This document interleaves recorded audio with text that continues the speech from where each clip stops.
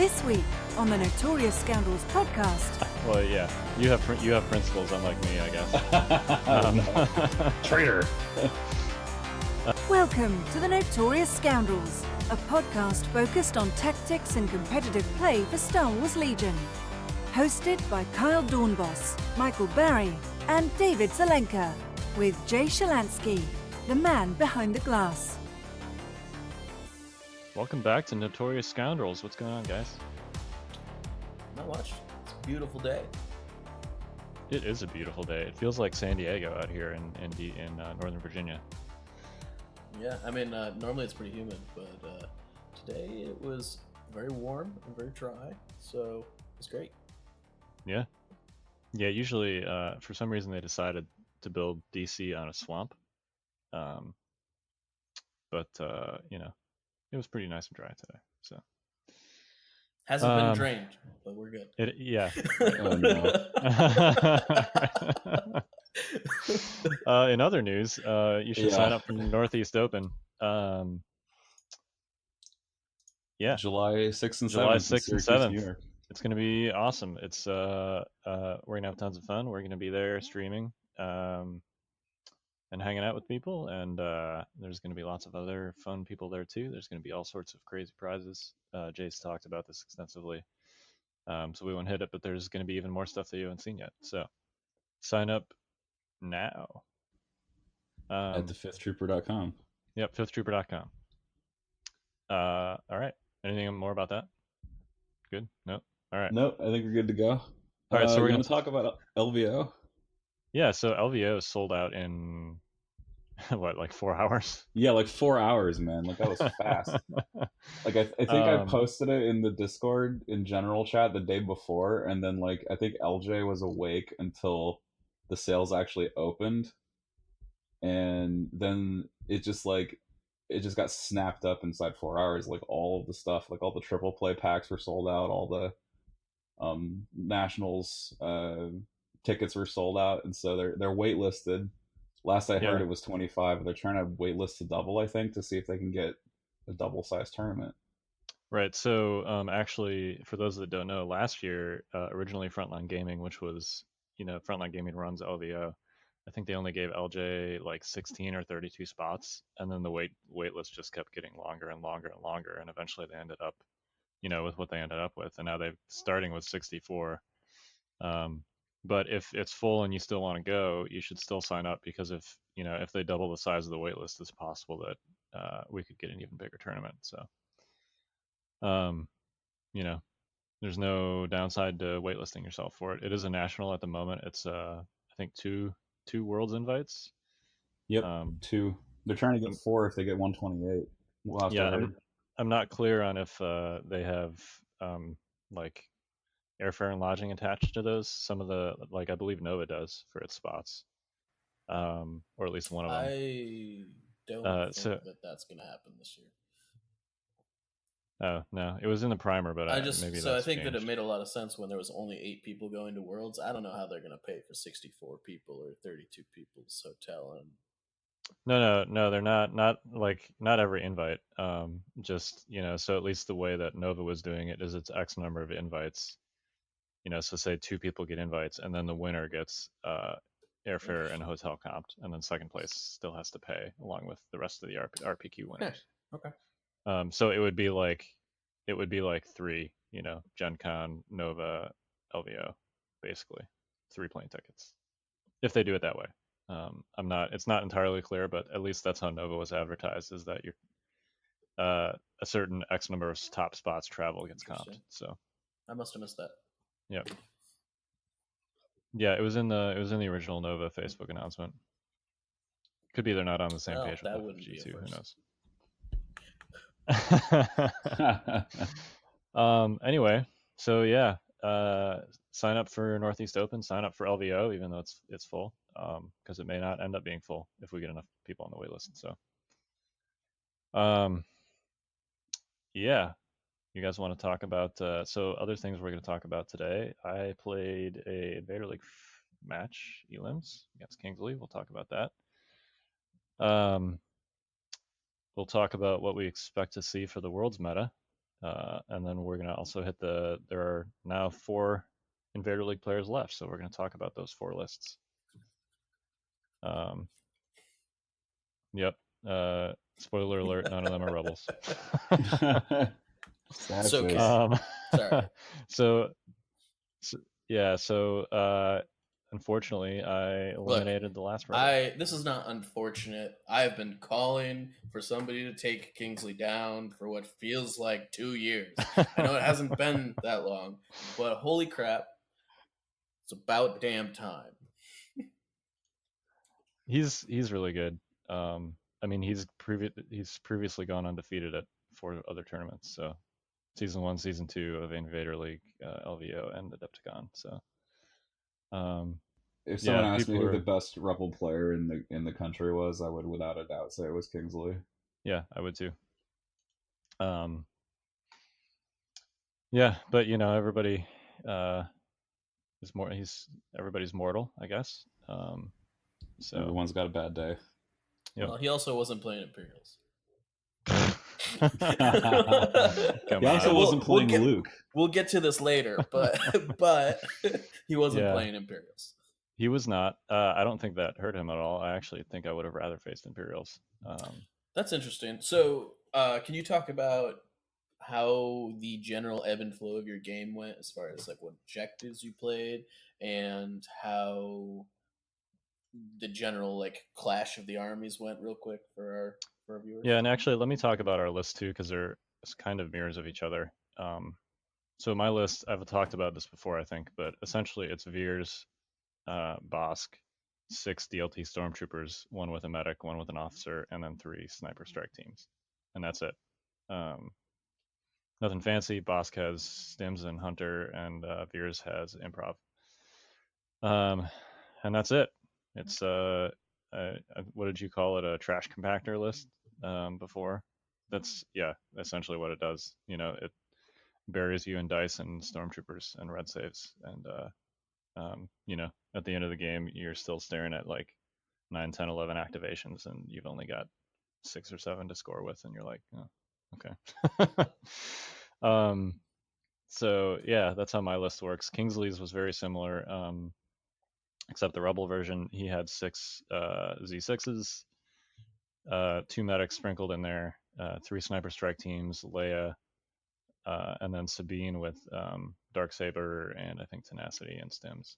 So almost a mirror of mine, Sabine in place of Bosk, but then the support commander and Leia, 6 of the core staples and 3 sniper strike teams. So I actually thought we would both admit to our list being boring. I thought for as boring as our lists were, it was actually a pretty interesting game. If folks are curious, you can catch this VOD on the Yavin Base Twitch channel. And if you're listening to this after 14 days have gone by, I don't know when that is, but if you are listening to this cast in the future, far in the future, at least 2 weeks in the future, you can catch it on the Yavin Base YouTube channel. I uploaded it there unedited, so if you want to go ahead and find us on YouTube, you can, and it'll be there for your viewing pleasure. It was a very tactical game, a pleasure to cast. Me and R1 had a really good time. Just seeing how the game fell out, it was really, really good. There were some really interesting moments. Kyle, maybe you can talk about them more than me, but there really were some fun events. I don't want to. It was fun. It was. I don't want to like go into super detail because I know people hate bad reps, but it was. Let's see.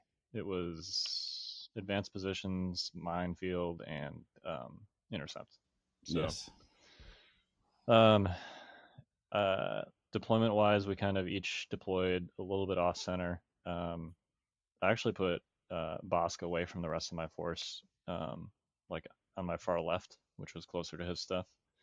That was a calculated move to make sure I didn't waste lying in wait on the first turn, and also to put some pressure on his snipers that were over there.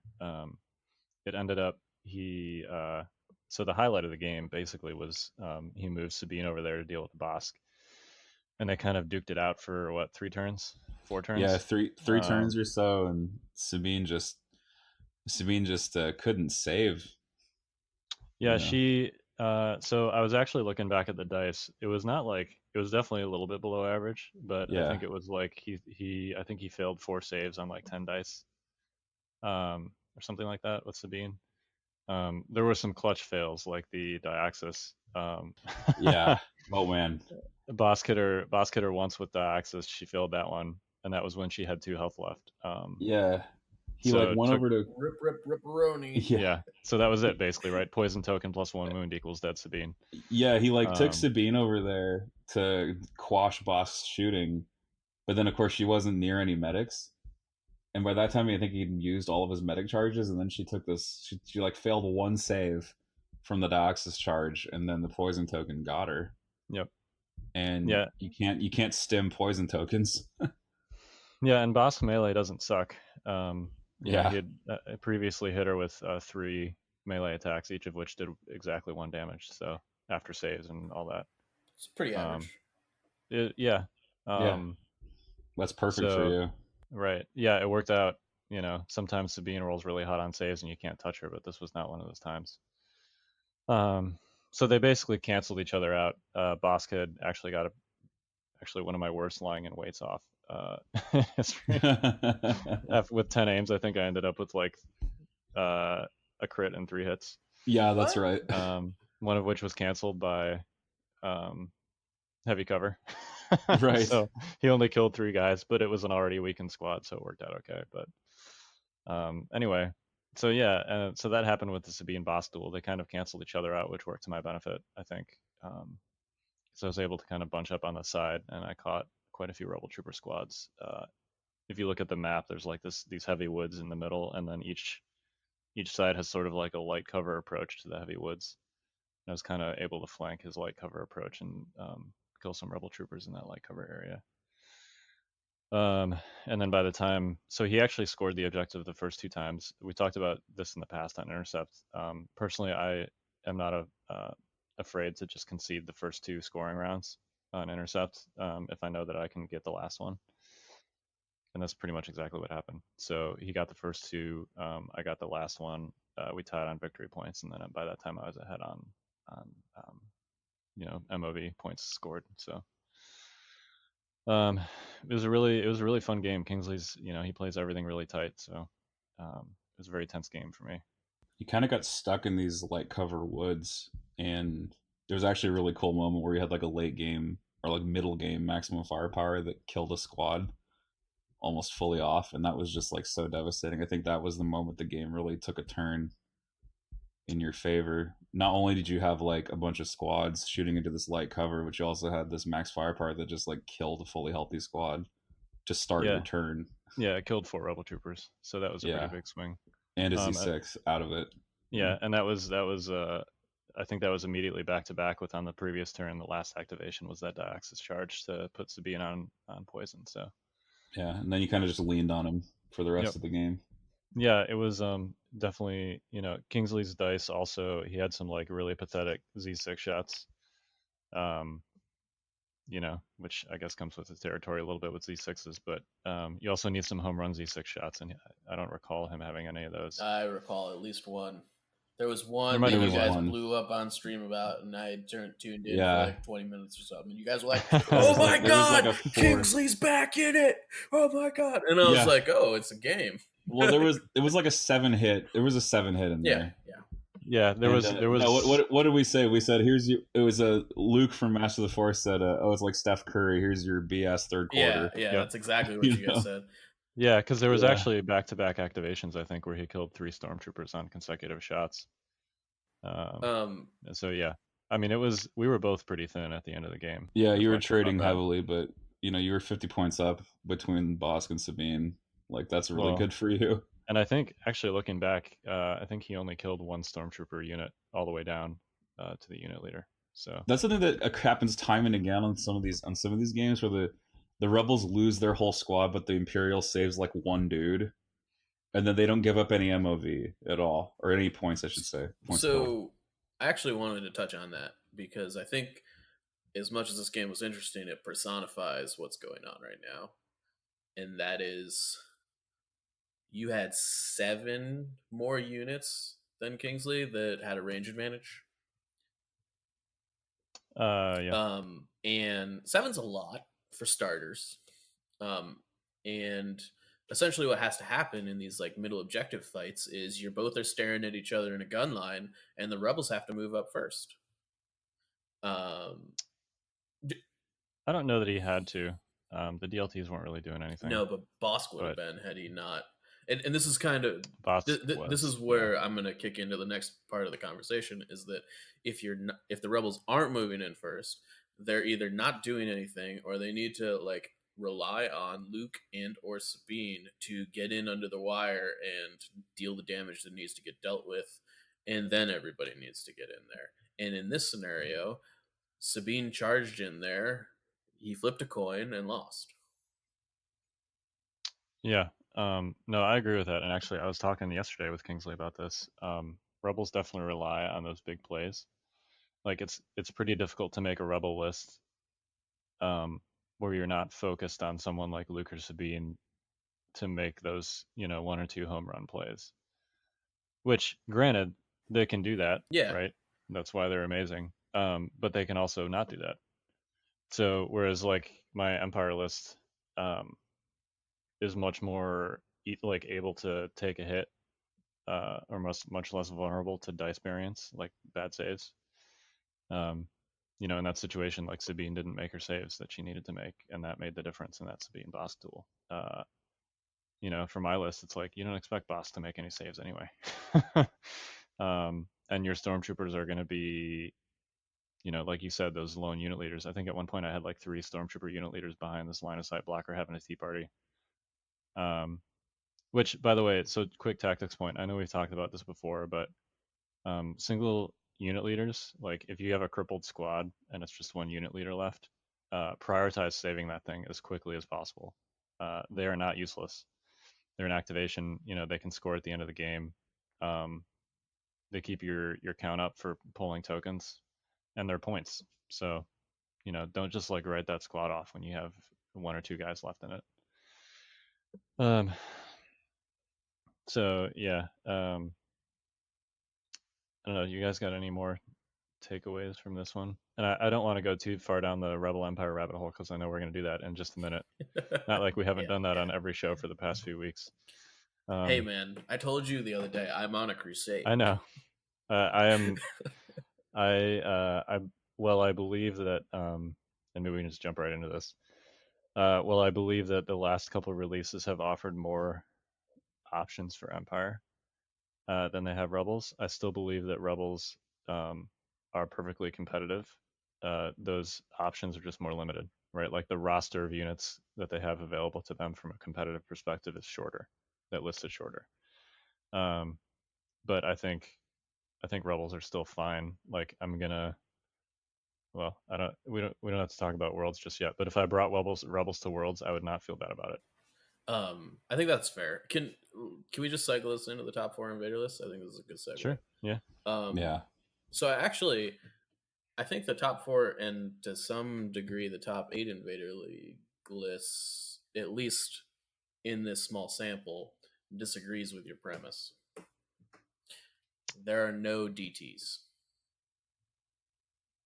Right.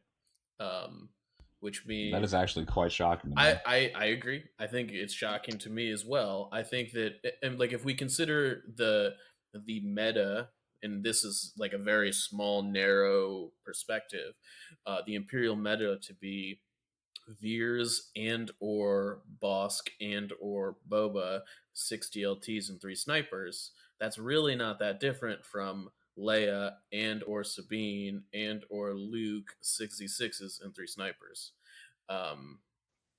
When you boil it down to it, now yes, you can throw Death Troopers in there instead of an extra bounty hunter or something, but nobody, at least in this tournament, is doing that with the success rate that everyone else is. It's notable that there were way more bounty hunter lists to begin with in elims than Death Trooper lists. Sure. One, I think there was this perception when Invader League elims started that Bosk was just a straight upgrade over Death Troopers, which I don't think is necessarily true. I think Krennic is underappreciated. But without getting down that whole rabbit hole, I also believe that Death Troopers are much worse than Bosk in Empire Mirrors specifically. I think they're a lot better in Rebel matchups relative to Bosk. But, the way that round robin shook out, because those, we already talked about how the maps were just a little bit too open in round robin. You had 21 Imperials and 11 Rebels. So Imperials, there were a lot of Empire Mirror matches in Elims, and I think Death Troopers are disadvantaged relative to Bosk in that situation, personally. Yeah, I think that's fair. But I think they're also excellent against Rebels. So I think that's a little bit of it. It's so many Elims matches where Empire Mirrors. It's funny, in my case, I actually faced, my first match was an Empire Mirror, but then I faced Rebel players back to back, which was kind of interesting. But generally speaking, there were a lot of like double bounty lists or single bounty lists facing, Krennic DT lists, and I think they're generally speaking advantaged in that situation. The extra source of Pierce is but huge. I don't think that means Death Troopers are bad. I don't think it means they're bad either. The extra source of Pierce is huge. Yeah, for sure. And that's why, like, you look at, we've talked about this bracket. The top half of the bracket was like all double bounty lists, basically. Yeah. And we're going to get into these top 4 lists. The 2 lists in the top part of that list are both double bounty lists. Yeah. There are 6 bounty hunters between 4 lists. Oh my goodness. What I actually find very interesting is that Boba and Bosk are equally represented in this sample size, and so is Veers. Yeah, actually, Krennic is not in the top 4. So we should also say Nicky Myland and Beefcake actually played their match, and Beefcake won. He won the duel of the double bounties. So Beefcake is in the final. We can talk about Beefcake's list here real quick. It's Veers, Improv, Bosk with Hunter, Tenacity, and Stims, Boba Fett with Hunter and Stims, 1, 2, 3, 4 Stormtroopers with DLTs, one of which has a med droid, and then 3 Sniper Strike teams. So this is a 10 activation double bounty. It's exactly 800 points. It's like the most rebel Imperial list I've ever heard of, because he's trying to get mileage out of 2 lead characters. Yeah, and he's got General Veers in there, right? Yeah. So he's got 3 characters. So I've talked about this already. I actually think both versions of single bounty are better than double bounty. Well, both. By both, I mean like all 4 versions, because you can also run them with Krennic. Right. Which is funny because there were only, out of 32 players, there were only 2 single bounty lists. And those 2 lists are myself and Luke Cook, who are still in it. So, and there were like 15 double bounty lists. So I thought that was kind of funny.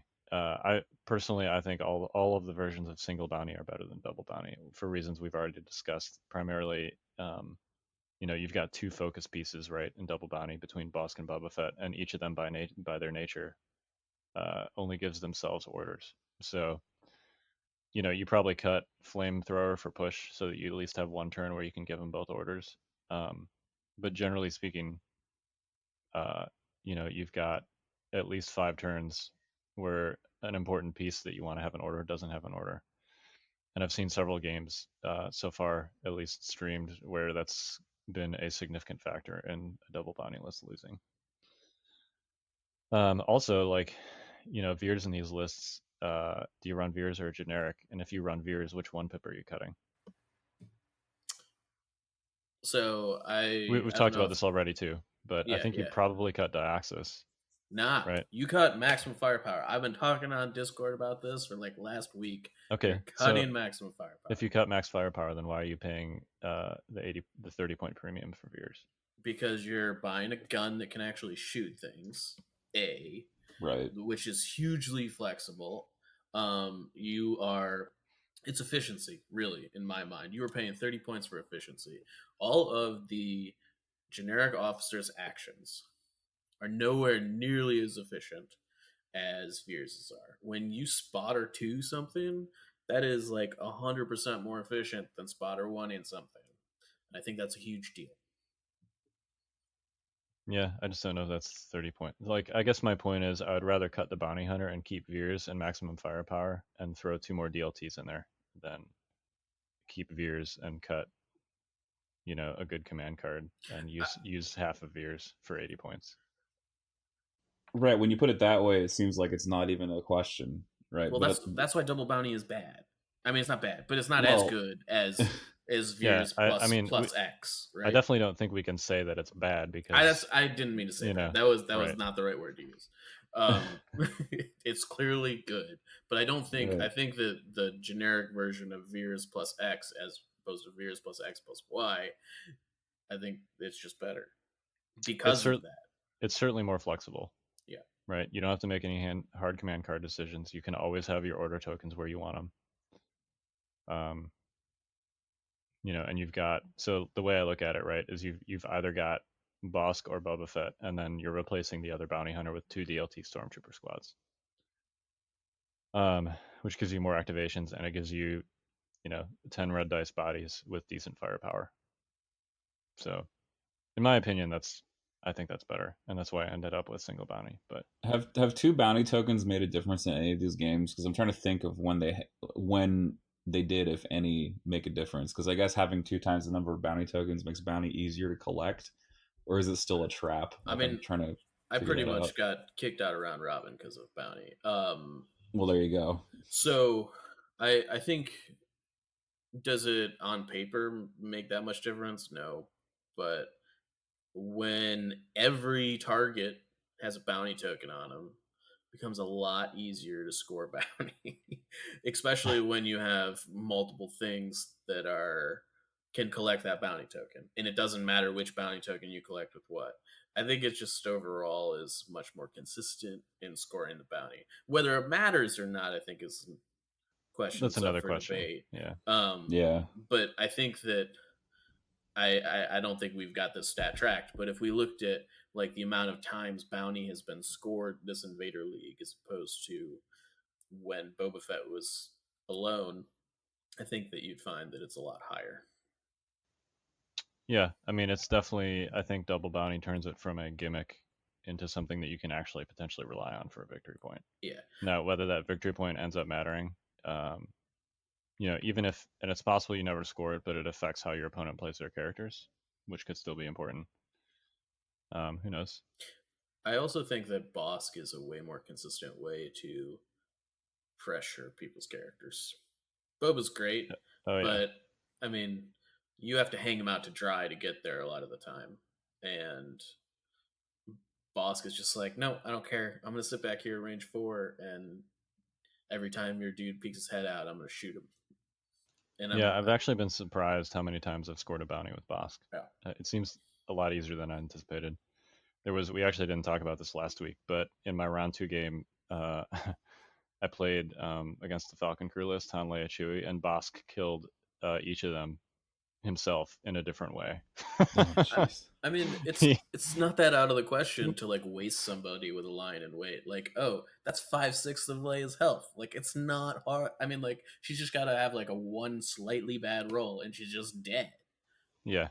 No, I mean, like in that game, he killed.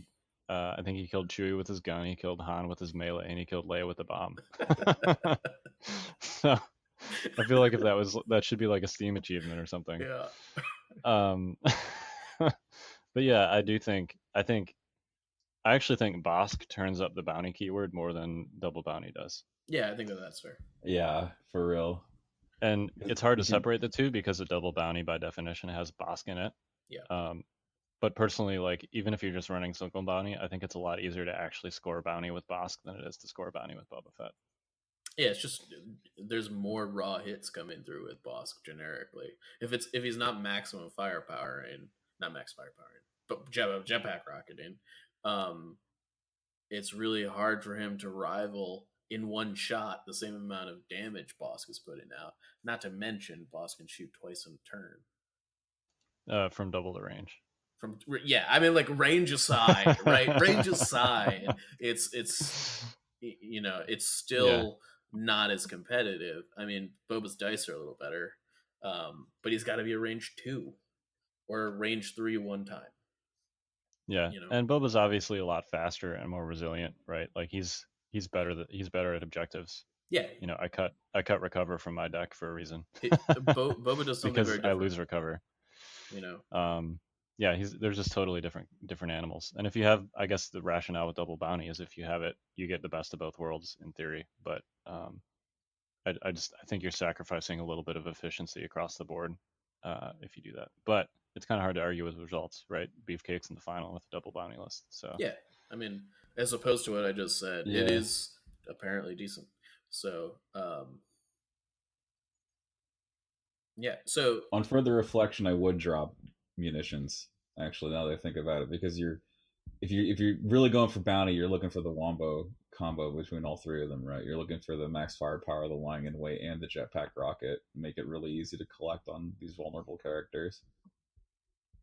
So munitions is just in your way, kind of, if you're playing the safe bounty collection game. I so I actually think that if you're gonna cut munitions, you want ambush instead of maximum firepower. That is I don't. unorthodox. Yeah, I don't actually disagree with that though. Yeah, No, that said, I hate cutting munitions because it's amazing. I mean, if you're yeah, it's insanely if good. you're gonna cut one of the bounty hunters 1-pips, I would rather be ambush than maximum firepower. That's what I'm gonna say. Yeah. Yeah, no, I get that, but that's why I think none of us would run double bounty. Sure, that's But fair. no, I agree. All right, I so let's would look do it in at. principle. Well, yeah, you have principles, unlike me, I guess. No, just traitor. Yeah, there were a lot of traitor memes after I Goodness, defeated yes. Kingsley. There were a lot of Kingslayer memes, which is the wrong IP, but still hilarious. So yeah. Anyway, let's look at Nicky Mylan's list. Don't worry, everybody. He's just dabbling. Yeah, no, You know. honestly, No cause for alarm here. Rebels are back. You guys did say to wait until after my game to decide, right? That's true. All right, let's look at Nicky Mylan's list here real quick. He also is doing double bounty. He's got Veers with recon, Boba Fett with recon and stims, Bosk with stims, 4 stormtrooper DLTs with 2 medical droids in there, and then 3 strike teams with snipers. So very similar to Beefcake's list. This is kind of the template, right? Either Veers or generic officer, both bounty hunters, 4 DLT storms, sprinkle in some medics, and then add 3 sniper strike teams. Yeah, they're a little. That is one delicious cookie. Yeah. It's very tasty. They're a little light on core troops for my liking. Yeah, and that's the other reason I don't like double bounty. But, you make one mistake and get one or two of them caught, you're suddenly down to like 2 core units, and that's bad news bears. Yeah, when you have more snipers to pull out of your bag than core units, something's gone horribly wrong. Yeah, and actually, I want to give a shout out briefly to Sploosh because I was impressed at how he recovered from the loss of some 2 early core units. He was also running double bounty when he faced Joe DePinto. He basically like sacrificed 2 core units to the saboteur Joe's Sabs early in the game, and he recovered ultimately and won that game. So, but if you've got 6 stormtroopers instead of 4, you can take that punch a lot easier. Anyway, that's enough about double bounty. We can look at the 2 single bounty lists, which were also facing each other. Luke and I think are going to play that game on June 12th. So yeah, that's a ways away from now. Gentlemen. Both of us are also going to Worlds, so back-to-back Elim's games have been potential Worlds matchups. Well, sneak preview of what you might expect. Yeah, maybe. Maybe. So yeah, Luke is really good. He's essentially running a mirror of my list, except he's doing it with Boba Fett instead of Bosk. That's almost all there is to say about that, and he's really good at it. It's the same list that he brought to Adepticon and won his invite with, I think. So maybe some slight tweaks in there with upgrades and stuff, but basically the same list. Is there a correlation between the release date of the bounty hunter and the chance of victory? Oh, you know what? I'm sorry. He has a snowtrooper in there. Oh, cool. I like it. I do too, actually. Because the snows got cut kind of throughout round robin because of those maps, but I actually think the Elim's maps are pretty decent for snows. So yeah, so it's essentially a mirror image of mine, except with 1 snow instead of a 6th DLT. So Snows with Compel, man. Like, that's really good. But no one's running Krennic, so who cares? He's not running Krennic, but I will say that as opposed as these results may seem, I think Krennic's maybe not given his fair shake for some reason. I don't know. I'd like to see how many people are running Krennic as opposed to Veers. Well, so here's we touched on this with Death Troopers, right? I think Death Troopers are better against Empire than they are against Rebels. Or I'm sorry, other way around. Better against Rebels than they are against Empire. I also think that Krennic is better against Rebels than against Empire, both because Death Troopers are and because his cards are specifically.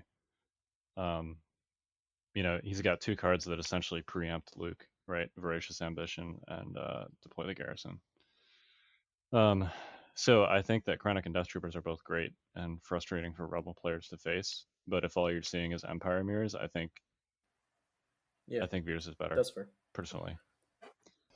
And that's also why, I ran Veers Boss for the entire round robin, and I had 4 Empire players in my round robin group and 1 Rebel player. So that was calculated, at least on my part. That said, I think Krennic and Death Troopers are still very solid. But all right, enough about bounty hunters and Empire and all that. So Sabine's not going to be out until July, apparently. It's word on the street or word on the boat. I see what you did there. I assume that also means Bosk won't be out until July. So where this comes from, just briefly, so that you know that we're not pulling this out of our ass. Sarastro, the famed painter who does those awesome painting videos, which I've watched many times, basically posted on his Patreon that he was planning to do a Sabine video, but that FFG told him that she was delayed until July. So he was instead going to do a land speeder video. So this seems like, it's not a press release from FFG, but this seems like semi-official. Yeah, and I think the stuff going on with the downed ATST is also pretty indicative that this is probably legit. You mean like Europe getting it and not the United States? Yeah, that's exactly what I mean. Yeah. We won't get into politics, but I know that FFG is not the only, at least as far as gaming components are concerned, the only company that has had stuff delayed. So I know GW's had some issues also, and I would like some card sleeves and stuff I've had back ordered for like a month from a company that's not usually slow. So without getting into the why, it seems like it's clear that Sabine and Bosk are not going to be legal for Worlds. So yeah, I guess we're looking at essentially Adepticon meta plus the 2 new heavies and Krennic and Death Troopers. Right? Yeah. Good luck, Rebels. I think Rebels. So if the tables are bad, then maybe I'll eat my words. But at least if the tables are fine, I think Rebels are going to be fine. How many Death Trooper shots have you soaked yet? What, like in raw numbers? Like, how many times have you been shot by a Death Trooper squad? 4 or 5. It hurts. Right. I prefer to avoid it. I'm measuring it so that the next time I ask you that question and it's 15 to 20, I want to find out where the break. Yeah, is. No, I assume you mean as Rebels because that number is much higher for as. Yeah, yes, no. Yes, yeah. I mean, look, Death Troopers are good against Rebels. I'm not gonna try and say they're not, and I expect to see them. I think that there's 4 like quote unquote known Empire players, right? Go to Worlds, LJ, Luke, Cook, Matt Kish, and R1. So I expect all or some of them to bring Death Troopers. So yeah, if I play Rebels, I'm gonna have to figure out how to deal with that. Wait a minute. If Bosk isn't legal for Worlds, does that mean you can take a land speeder? Yeah, although I think that Veers and Boba Fett are still perfectly great against the land speeder. Oh, of course they are. As are DLT storms at range 3. But whatever. Yes, you could take land. The Look, land speeder is really good. Man, I'm not it's gonna. really So good. I think it's great in Rebel Mirrors actually, and I think it has a lot of firepower. But I just, first of all, for me personally, I haven't practiced with it. But also, I think it just kind of dies to Empire lists still, like most vehicles do. I don't know, man. Why against Empire games? They've been pretty successful. I think it's just still a little bit low in the damage department, just because you're relying on your opponent to blank, and you know, that's the unfortunate truth. And it's only like a fully kitted Luke's like 183, and the fully kitted speeder is like 164. So you're not really saving that many points. Yeah, I see the argument for it. It would be nice, as I alluded to earlier, just talking with Kingsley about like splashy plays as rebels and trying to avoid relying on that. It'd be nice to find a build that worked without Luke in it in our current meta, but I just don't see it. Yeah. Suckers. No, look, I mean, Luke is really good. Luke's good. I mean, so is Bosk. So is Boba. So is Bierce. So is Krennic. Yeah, I know, but I love my lightsaber boy. What can I say? Like, actually, so David and I played a game yesterday, and it was another one of those games where don't do me like this. Yeah, come on. So it was another one of those games where bungling saboteur play. Yeah. I thought your sad play was fine. The Leia move was your mistake, I think. Yeah, but you found like this like spot for Luke where like he started his move out of range of the sab bomb and then ended his move just out of range of the sab bomb. It was so unfortunate. Yeah, it's a nice. He kind of jumped right in there, which is what he does. Yeah, but that's Luke. That's Luke's right. Like it was Luke to a T. Yeah, it was a game where Luke essentially carried it on his back, which he's prone to do. So no, he's earning the title scalpel in this case. Right. But yeah, I think that game was over almost the instant I put Leia, where Luke could then pull her at the end of 2 moves. That was probably the biggest error in that game. Everything else was, semi-kosher. Maybe deploying 2 squads where I put them was not a good idea, but yeah, I think anyway. It sort of proved the point, right? Right. I mean, Luke can pick up a game on his back and walk over the finish line with it. Yeah, if I'd killed Han, things would have been so much closer too. Yeah, I was running Flyboys, so yeah. It was Flyboys versus like this Leia Chewie Sab jank I like to run. Yeah, I've been messing around with Flyboys just because I feel like actually Han is notionally at least a good counter to Krennic. Between change of plans and being able to preempt him with sorry about the mess.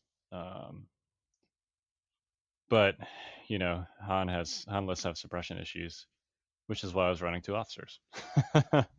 Which is funny because in that game they were never anywhere near Han, but he still got out okay because he rallied well enough. He like lost 1 action to suppression all game. Yeah, and I kept Luke near him for Return of the Jedi, which helped. Yeah. But those officer Z6s actually were like all stars. Oh my gosh, yes, they were just roasting things because they had like 11 dice each, and they had 2 courage, and they didn't really care about getting shot 1 time, and they're just really independent. Yeah, I want to play around with them a little more. Like all rebel things, they still melt when you shoot them. But if you can avoid them getting shot, 11 dice is a lot of dice. If you want to pay an extra, 10 points for a white die save, you go for it. Yeah, I mean, look, there's a reason that they're not, like, no one's spamming officers, right? Well, maybe they should be, though. I think you just brought up a very interesting point, in that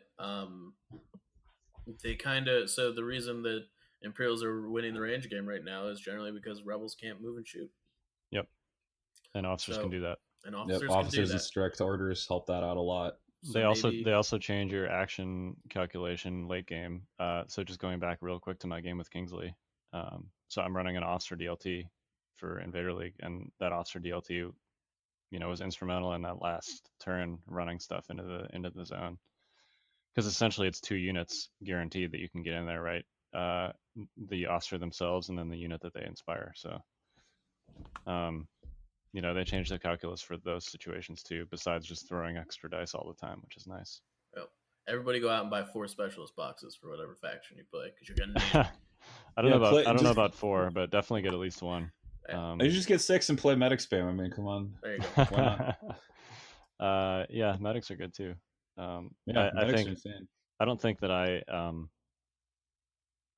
I've made a list in the last 6 weeks that I like that doesn't have a medic in it. At least 1. I'm thrilled because the 2-1B was like one of my favorite action figures growing up. I'm not thrilled 2-1B because medical this droid. is an arms race, is how I feel Sure. about it. This is just Sure. a evolution of the sniper arms race. Yeah, and And that's that's all I mean, it is. to be perfectly honest, that's why I'm taking them. Well, that's my Right. point. That's my point. It's just like we're like, oh, everybody's taking 3 snipers. It can't get worse from here. And then everybody, Guess and what? then I think Luke Cook put a medic in a squad and started like healing his snipers back, and people were like, oh, I guess it can Luke get and worse. Garn. It was it was the Luke and Garn, yeah. Luke and Garn, yeah. Both of them. And Whoops. here we are 2 months later, where everybody has a medic in Invader for the most part. Most people take 2, and it's just snipers shooting back and forth at each other, healing themselves. Like, Yeah. Okay, so I wanna do a rebel shout out real quick here, because I think that at least if you're facing a chronic list, you've already got an advantage with snipers because there's no max firepower and there's no spotter. And if you take Leia, you've got coordinated bombardment. So, okay. So, brief shout out to a strength that rebels have. Leia's still good. Coordinated bombardment's still good. All right, you guys got anything else on any of that? Not really. Well, so next week, a little bit of a short and sweet episode this week, which is fine. Next week, I think we'll hit maybe some new list building concepts. We had a list building episode a month or 2 ago, but at this point, it's got to be pretty dated. So, going at least coming up into Worlds at the end of the month, I think it's a good time to talk about list building again, especially now that we probably know what units are going to be legal for it. So. Sweet. All right. I'm excited. Giggity. Me too. All right. Awkward silence. Awkward silence. We're gonna take this out. Great. Let's do it. For the whimper. Right? Oh. You know, Jay doesn't cut our embarrassing. I am very hosting aware. gaffes. I am very I know aware. he doesn't. That's my favorite part of this whole gig, is that I get to listen to how awkward we get to be with each other. Yeah. All right. Let's close. Less awkward now that we have webcams, but how about we close this thing out? Sure. All right. So we are the Notorious Scoundrels. I'm Kyle. I'm Mike. And I'm David. And we will see you next week. Join us next week for another episode of the Notorious Scoundrels. This has been a 5th Trooper production.